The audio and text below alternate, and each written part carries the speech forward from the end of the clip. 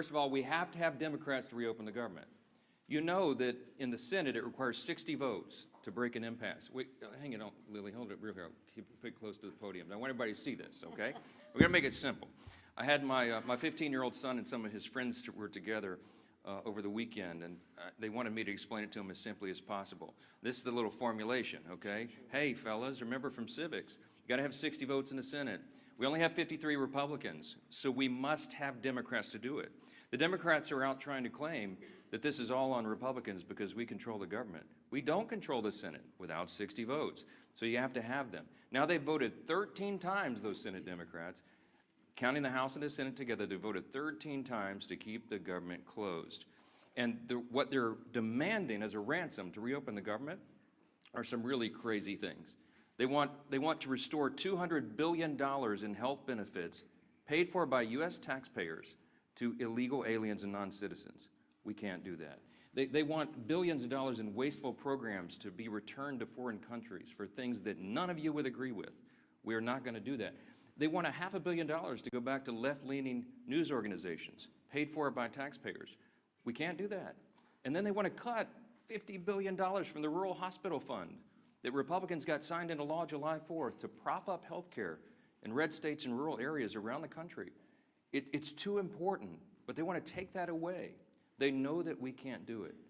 And now that they've begun to admit what this is all about, thanks, Lee, put another thing there.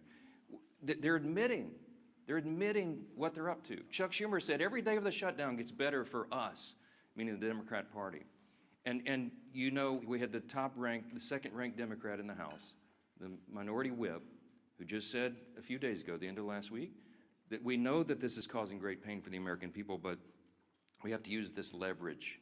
We don't have many times where we have leverage like this. And so they've shown you what the real motivation is. But ultimately, why are they doing all that? Let me summarize this really quickly, as simply as I can, for the civics students back home. Republicans are not demanding anything, literally nothing. All we want is to reopen the government. The Democrats are demanding all those things I just showed you on the chart, plus a lot more. When I say they want to send money to foreign countries, this is some of the things that they would propose that we spend money on again. They're demanding, this is a ransom to reopen the government. Things like $4 million for global LGBTQI+ awareness campaigns around the world. $4 million for the LGBTQI+ democracy grants in the Balkans. They want $2 million for feminist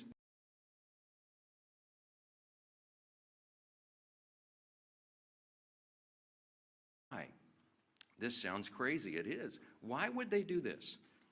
And what we saw on vivid display over the weekend was the re-emphasis of this fact. This is motivated purely out of fear. And what do we mean by that? You saw the Democratic leader in the House, Hakeem Jeffries, endorse Zohran Mamdani for mayor of New York City on Friday. It was an illustration of what we're facing here. The Democrats right now fear the far-left activists more than they fear air traffic controllers, Border Patrol agents, American service members, and so many others missing their paychecks. They fear the Marxist insurgents like Mamdani more than they fear families and children going hungry from lapsed benefits that keep food on their tables. They simply fear losing their own political positions next November if they don't appease the angry far-left base right now. And they will appease that base at any cost, no matter how much pain's inflicted. In fact, they've said in their own words, this gets better for us day by day. How does it get better? Because they're proving to the angry far-left base in their party that they will prioritize them over the American people. And simply put, it's the profound fear in the Democratic Party that drives this shutdown. It is not principle, it is not policy, it is certainly not concern for the constituents that they say that they want to represent. We know that because even their own constituents now are begging their workers.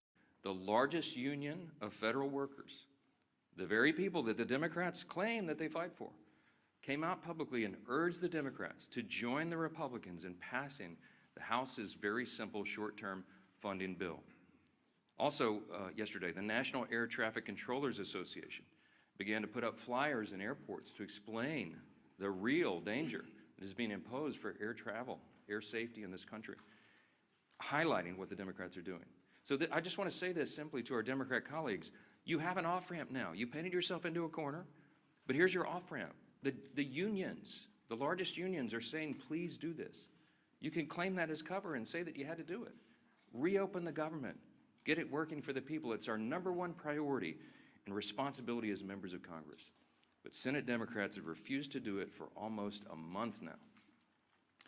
I've said it over and over, Republicans have done our job. We passed the clean short-term funding extension to keep the lights on and pay all these workers and our troops and fund programs like SNAP and WIC that Americans need and rely on. And in the meantime, Republicans have been working very hard around the clock every day of this Democrat shutdown to do our best to reduce the pain for our constituents. In our districts, we got a video running over here just showing some highlights of what all the House Republicans are doing and have been doing for the last few weeks.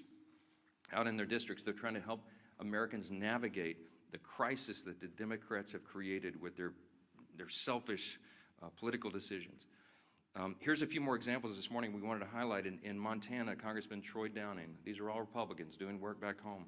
He's met directly with his TSA officers and air traffic controllers who continue to show up to work while Democrats keep the government closed. In New York, Congresswoman Nicole Malliotakis has been working around the clock, hand in hand, for example, with her local national park officials to organize community cleanups and maintain our public lands, doing the work Democrats left behind as park rangers and visitors' staff remain furloughed under their shutdown. In Sullivan County, Indiana, and down in South Texas, you have Congressman Mark Messmer and Brian Babin. They've strategized with rural hospital leaders to ensure that these communities are able to access that $50 billion rural hospital fund, by the way, that the Democrats want to defund. It's the very funds that the Democrats worked hard to kill in their counterproposal to reopen the government. In South Carolina, Congresswoman Sherry Biggs has been meeting with her small business owners who continue to serve their communities, many of whom are already feeling the benefits from Republicans' work to deliver no tax on tips. We did that in the big, beautiful bill, the Working Families Tax Cut. It's a wildly popular measure that, by the way, every Democrat voted against. In Oregon, Congressman Cliff Bentz is meeting with his air traffic officials as they wait on Democrats to reopen the government and deliver the federal funds they need to expand that region's critical air travel infrastructure. And here in Washington, the work has gone on in earnest as well. People keep commenting to me, you look so tired on TV. I am so tired because we're not sleeping a lot. We're working overtime. Here in Washington, our House committees have continued to conference together and do all the work we can to ensure legislation is ready for the floor for action as soon as we get back to legislative session. The House also continues to carry out its essential oversight duties, and you'll be reporting on this all day, but the Oversight Chairman James Comer released a blockbuster report now on the Biden auto pen presidency.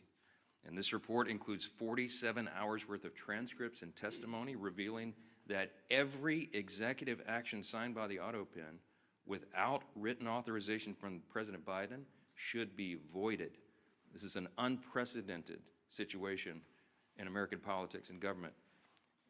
The actions of President Biden simply were not all his own actions, and there are major implications to that, including all the pardons that he signed. But don't get me started. Okay, on Friday, the Energy and Commerce Chairman, Brett Guthrie, these are all Republican actions, he launched a bipartisan investigation into the NBA's handling of betting and illegal gambling allegations following the recent shocking reports that raised questions and integrity concerns.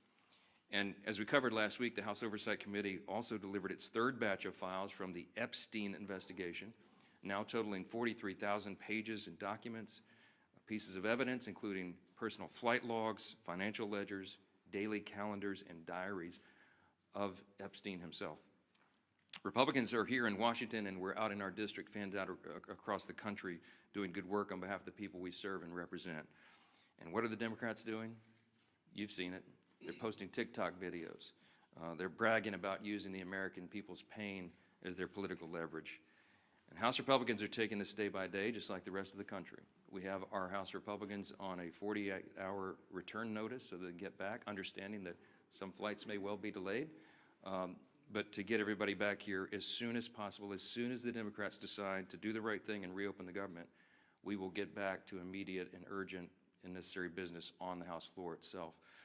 We're anxious to get back to that, but we cannot have a regular legislative session until the Democrats do their most basic responsibility to reopen the government and get this moving again. So today we're fortunate to be joined by several of our good friends and colleagues here, all members of the Republican Study Committee, and the chairman of that committee, the largest. We all know that today's Democrat Party is not the party of JFK, who once famously said, "Ask not what your country can do for you, but what you can do for your country." Instead, today, Democrats under Schumer and Clark and Mondami are saying, "Ask not what you can do for your country, but who you can leverage for your radical agenda." Ask not what you can do for your country, but who you can leverage for your radical agenda. I'm August Pfluger. I'm chairman of the Republican Study Committee. We have some great members, including Burgess Owens, Stephanie Bice, Harriet Hageman, and Craig Goldman, who are with me. And, you know, it's really sad to think about what Catherine Clark said last week. She said, of course, there will be families that are going to suffer, but this is one of the few leverage times we have. My colleagues stand for families. The Republican Party stands for families because we believe, we know that our greatest asset in this country is the American family, that our country rests on the shoulders of families, that the Republican Party will always advocate for families, that we will look up for families, that we will legislate to prosper families. And instead, the family is only a point of leverage for our Democrat colleagues. How sad is that? You know, I'm thinking about military families right now. I'm thinking about that soldier who is deployed around the globe to keep our country safe, to push back against a threat. And I'm thinking about that phone call that soldier probably received this year, this month, in the last couple of days, asking whether or not they're going to get a paycheck, talking about the new baby at home, trying to figure out if they're going to be able to pay their rent or even buy some groceries or put gas in the car. I was there. I'm a veteran.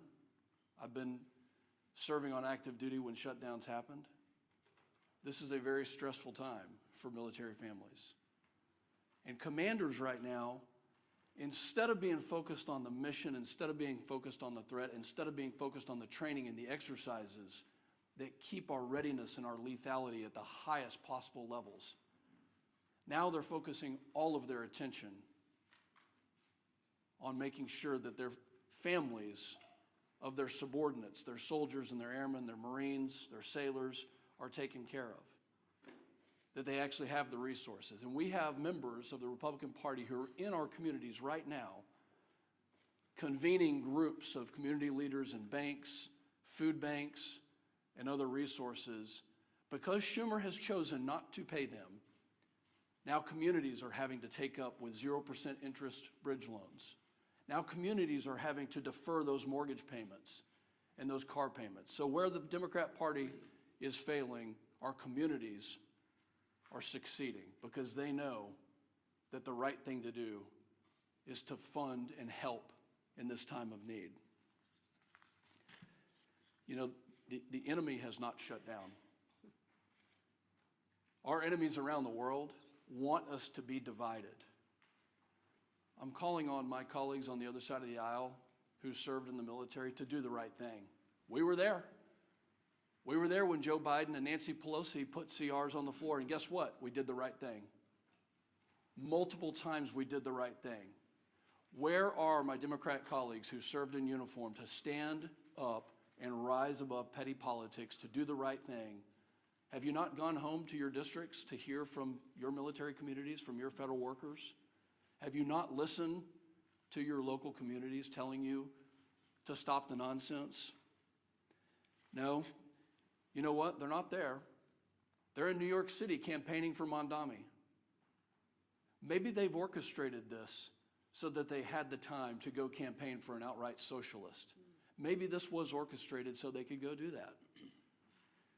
No, this isn't the party of JFK anymore. This is the party of Schumer and Mondami, the party that bows to the radical left. I hope that everybody can see the split screen of what's happening in this country. The Speaker has so eloquently talked about the fact that Republicans are doing our job to take care of families, that over 13 times the Senate Republicans have voted to fund our military, to fund TSA, to make sure our Border Patrol can get paid and all federal workers can get paid, and Democrats continue to obstruct. I hope you can see the dichotomy between the two sides here. And I'm calling on Democrat members, especially those who served in the military, to do the right thing and to stop the nonsense. With that, I hand it over to my good friend, our leader, Mr. Steve Scalise. Thank you, Chairman Pfluger. Thank you for your service to our country, especially to all those men and women who are currently serving our nation, whether it be in the military, federal employees that are still working, showing up on their job, but because of Chuck Schumer and Democrats who have bowed to the socialist radicals in their party, those federal workers are not getting paid. We've talked up here for weeks now about some of those hardships, how it's going to affect people, and ultimately now how it is affecting people. Those impacts are now being felt. It's not hypothetical anymore. It's not some memo from a department laying out what might happen. We're starting to hear those stories. You can see, and our conference chair, Lisa McClain, has done a really good job of compiling a lot of the work that's being done by many of our colleagues. One of the reasons we're not meeting in session is because the Democrats shut down the government, but also because of that shutdown, our members are now busy in their districts mopping up a lot of the mess created by those Democrats because of the shutdown, the hardships it's created on families. And those are real hardships, and I applaud my colleagues who are in their districts trying to figure out ways to help people during this difficult time, working with food banks to get food to people who are missing SNAP benefits, WIC payments, military members who are not getting paid, but they're overseas, as Chairman Pfluger talked about. While their family's still here, those babies still have needs, and yet the paycheck's not coming in. Those bills are still due. And Democrats think this is some kind of game. Speakers talked about this over and over again, but what has their reaction been? Not figuring out a solution to get out of it, an off-ramp. It's doing stupid TikTok videos, making fun of this situation, thinking that the American people are leverage in their game to get some kind of unachievable goal, $1.5 trillion in new spending, $200 billion in taxpayer benefits for illegals, gutting $50 billion out of a healthcare fund for rural hospitals. And again, they try to claim it's about something else. Maybe it's about healthcare. Well, if it was about healthcare, they wouldn't be gutting $50 billion out of the rural healthcare fund. They wouldn't have fought, by the way, on the Senate floor months ago to remove a provision, the cost-sharing ratios, that would have lowered premiums on families by 11%. It was in our bill. We voted for it, passed out of the House. Democrats are still to this day bragging that they removed that provision from the bill that would have lowered premiums, health insurance premiums on families by 11%. And they want to talk about health care? Give me a break. Look at what they've done. They've wrecked the health care system. They fought to raise premiums on families. Democrats have over and over again, and now they're imposing real pain on American families with this shutdown. We've got some new numbers that have come in, and these are not good numbers, unfortunately. Reuters reported more than 2,700 flight delayed nationwide on Monday, and more than 8,600 flight delays just Sunday. 8,600 flight delays. Think of how many families were impacted. Every flight, well over 100 people on each one of those 8,600 flights that were delayed, all because Chuck Schumer and radical Democrats want to use American people as leverage. A Democrat aide said they won't concede short of, quote, planes falling out of the sky. Who are these people? Didn't they once care about this great nation and making it better? And now they think if a plane falls out of the sky, that's their leverage? For what? Goodness. Chuck Schumer, quote, every day gets better for us. Who is us? Because I can tell you who them are. The American people are sick and tired of Chuck Schumer and his friends thinking it's a better day for him when they are feeling more pain. Senator Coons, quote, the point of this shutdown is not just suffering for suffering's sake, but to make a point, as if suffering of the American people is not enough.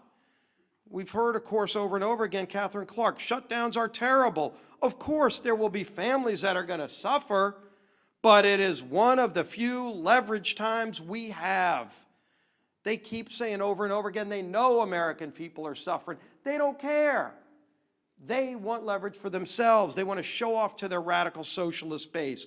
Bernie, of course, Bernie Sanders, who was on the stage with AOC over with Mandami the other day with their socialist love fest. Bernie, quote, you reopen the government and we lose our leverage. That's what this whole shutdown is about. They're telling you what they mean.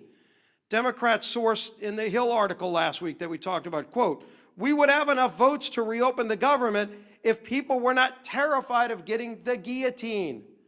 This is Democrats being afraid of their own base because their base is so radical that they're afraid of their base. The American Federation of Government Employees, we talked about this yesterday, came out and said, quote, it's time to pass a clean continuing resolution and end this shutdown today. No half measures and no gamesmanship. Rep. Amelia Sykes said, quote, we know that people are going to suffer if we don't open the government. People will go hungry. Well, she knows it. She's causing that hunger, but let's put a point on this. In an ABC article regarding the 42 million Americans that are going to lose SNAP benefits next week, Joel Berg, who's the CEO of the nonprofit Hunger Free America, said this, quote, we are going to see the greatest hunger crisis since the Great Depression. And that's not hyperbole, that's just true. The greatest hunger crisis since the Great Depression when 42 million people lose their SNAP benefits this weekend. What are these Democrats waiting for? This is not a game. This is not leverage. They're taking food off the table for families, for babies. It's disgusting.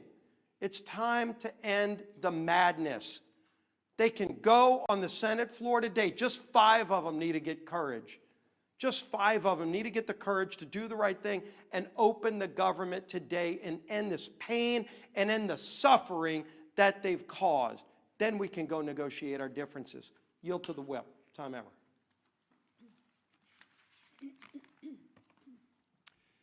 As has been mentioned, yesterday the largest federal workers union in the country, they represent 820,000 federal workers, released a statement calling on Democrats to stop playing political games, pass our clean CR, and reopen the government. What was Chuck Schumer's response? Silence. Crickets. He declined to comment. Meanwhile, millions of federal workers are reevaluating how to make ends meet. Air traffic controllers missed their first full paycheck today. Some are turning to food banks, as we've discussed, in order to feed their families. Here is what one Democrat and retired federal worker had to say about the current state of play. Quote, the Democrats are the ones that actually, in the Senate side, shut down the government. So they have to get together and stop holding Americans hostage. We're about to have people without food, and that's ridiculous. It's not worth it. Remember, that's coming from a Democrat and retired federal worker.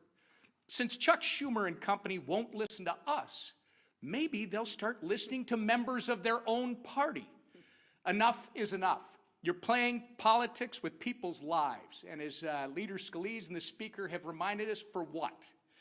So that you can appease the radical pro-terrorist wing of your party, so that you can fundraise off of picking a fight with President Trump. It's not worth it. In fact, it's despicable and downright wrong. There's a nonpartisan government funding bill waiting in the Senate to be sent to President Trump's desk immediately. It will come to the floor for a vote for the 13th time this morning. Put an end to the madness.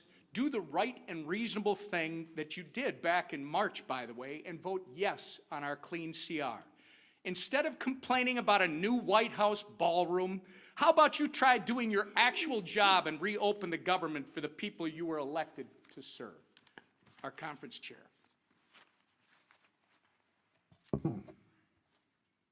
Thank you and good morning, everyone. And I first want to extend a thank you to the RSC chair and the members of the RSC who are here today. And thank you for all the work that you've been doing in the district. I know we appreciate it, and more importantly, I know your constituents appreciate it. I know I've been standing at this podium with Speaker Johnson and House leadership for weeks now. And every time we have said the same thing. Republicans voted to keep the government open. Democrats voted to shut it down.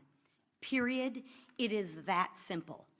This week, more than any other week, the consequences become impossible to ignore. As of yesterday, more than 10,000 flights have been delayed because of staffing shortages. By the end of this week, nearly 2 million paychecks will be missed by Americans.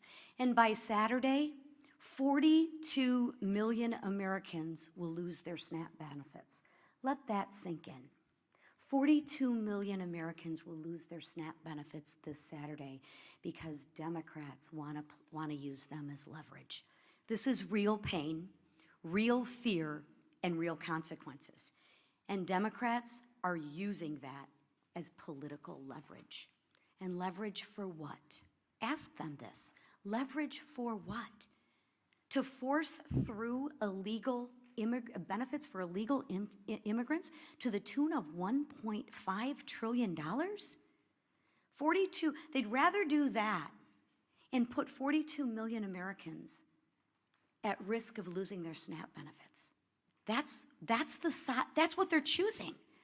That's what they're choosing. Let that sink in for a minute. This isn't leadership. This is cruel and disgusting, and it's cruelty disguised as politics. Even the president of the largest federal workers union, and I don't know if you noticed that, but he doesn't exactly always cheer for Republicans, but this gentleman is actually begging the Democrats to do the right thing and end the shutdown.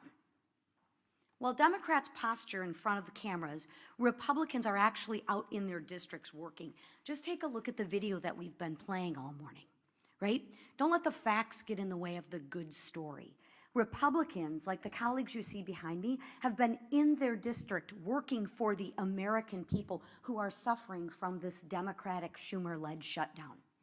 You will see Republicans volunteering at food banks, Republicans supporting rural hospitals, Republicans cleaning up national parks, and Republicans helping people in real ways. Republicans believe in solutions, not stunts. We believe in serving the American people, not using them. So while Democrats try to turn American hardship into political currency, Republicans are working to reopen the government, to restore paychecks, and bring stability back to American families. Because this isn't about leverage, it's about people. And we are here to serve. It's about time the Democrats remember who they serve. Thank you. All right, questions? Go ahead first. Go ahead. Earlier this week, President Trump floated running for president again in 2028. Are you comfortable with those comments? And you're a constitutional lawyer. Would that violate? Well, there is the 22nd Amendment. I spoke with the president about an hour ago. It's late in the evening in Japan. He's working around the clock, serving the American people. He doesn't stop. Talk about someone who works around the clock. And as Chairman Pfluger mentioned a moment ago, and as we've reiterated in here so many times, you're looking at the split screen because under President Trump, the Republican Party has delivered. I mean, you're talking about reducing taxes, reducing regulations, cutting fraud, waste, and abuse, ended the border crisis, ending the crime crisis. resolving conflicts, wars around the globe, and working on these amazing trade agreements. It's been a great run, but I think the President knows, and he and I have talked about the constrictions of the Constitution, as much as so many of the American people lament that. The Trump 2028 cap is one of the most popular that's ever been produced, and he has a good time with that, trolling the Democrats whose hair is on fire about the very prospect. But I do believe that we've got 3 extraordinary years ahead of us, and the 2 years of the Trump administration are going to be an incredible thing. And I don't see a way to amend the Constitution because it takes about 10 years to do that, as you all know, to allow all the states to ratify what 2/3 of the House and 3/4 of the states would approve. So I don't see the path for that, but I can tell you that we are not going to take our foot off the gas pedal. We're going to deliver for the American people, and we've got a great run ahead of us. He'll have 4 strong years. Yeah, second round. The White House was able to find funding for the military, for WIC, for farmers. Should the White House now be able to find some funding for the SNAP program if they've done it for all these other ones? They certainly tried. I mean, one of the reasons that this shutdown has not yet been as painful as it might otherwise have been is because the President is bent over backwards, the administration. Think of it this way. The White House, the executive branch in a shutdown, has a large control panel full of dials. Under the Obama administration, they turned those dials, the pain dials, to 10 immediately. You remember it was so egregious to us. Speaking of our veterans, I mean, they put yellow crime tape around the World War II memorial so that people who'd served their country could not go visit the memorial. They wanted it to hurt. The Democrats have shown, and they've said in their own words, this is leverage. It gets better for them every day. They don't mind inflicting pain on the American people if they can somehow get some sort of political points out of it.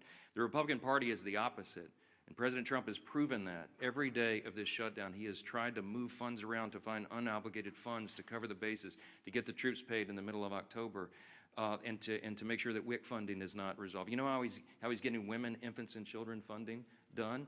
They did some very creative legal research I've quite admired. They found a statute in the 1930s that they could use to say that some of the tariff revenue could be used to cover nutrition because so much of that was transported over the border. So they've done some creative, amazing things to mitigate, to lessen the pain as much as possible. We've been out all over the country, all these Republicans. I mean, Craig Goldman flew in here to do this press conference with us, but he's been in Texas serving his constituents. Stephanie Bice been in Oklahoma. Harriet Hageman's been out west. You got Burgess Owens out in Utah. They've been serving their constituents, and August Pfluger, but they came in to help us articulate what's going on. All that effort has mitigated the pain, but we're running out of the resources. We want to fund SNAP, but they did the legal research, and they could not find a 1930s era statute to bootstrap that one. The contingency fund was approved by Congress. And when the Democrats voted against the CR, they voted against the ability of us to use that money. And so 42 million people are going to suffer because they're playing political games. There's nothing, the White House has run out of it. They have all the pain dials turned back to just a 0 or a 1 as best they can. But when you're out of resources, they go all the way up. And it's out of their hands, it's out of our hands, and that's why we're so frustrated. You don't see the happy warrior Steve Scalise pound the podium very often. But we're angry about this. We're frustrated. We should be, because it's wrong for the people, and all of you should be angry about it as well. And I know many of you are. Yeah, right. What's your reaction to yesterday's purge of senior ICE officials from field offices around the country? Are you worried that that's going to result in less experienced leadership at ICE? And again, when is it time for Congress to do some oversight? I don't know any of the details of that yet. I just heard about that literally. I was walking in, so I'm not going to comment on it until I find out the details. I know some of these things get misportrayed. And insane has happened before. This was not something that the forefathers anticipated. It's unprecedented. There is no legal precedent because no previous president had an auto pen or had the audacity to have people signing things on their behalf when they didn't even know what was in it. And so we're in uncharted waters as a nation. As we say up here all the time, we're so tired of making history. I just want normal times, normal Congress again. But the Biden administration was unprecedented in so many ways, and the president was checked out of his job for quite some time, and everybody knows it. And there was a cover-up. The people around him who were they would give him scripts to follow. They would point him literally in the direction, stand here, sir, wave like this. And he didn't know what he was signing. So there's all sorts of just incredible implications. It sounds like a terrible novel or something, but this is reality. And so the pardons, for example, he pardoned categories of violent criminals and turned them loose on the streets, and he didn't even know what the categories were, apparently, much less the individual people that he pardoned. They're invalid on their face. I mean, I used to be a constitutional law litigator. I would love to take this case and go into the courts and make that law to set the precedent. You can't allow a president to check out and have unelected, unaccountable, faceless people making massive decisions for the country. Think of the executive orders that were signed with the auto pen.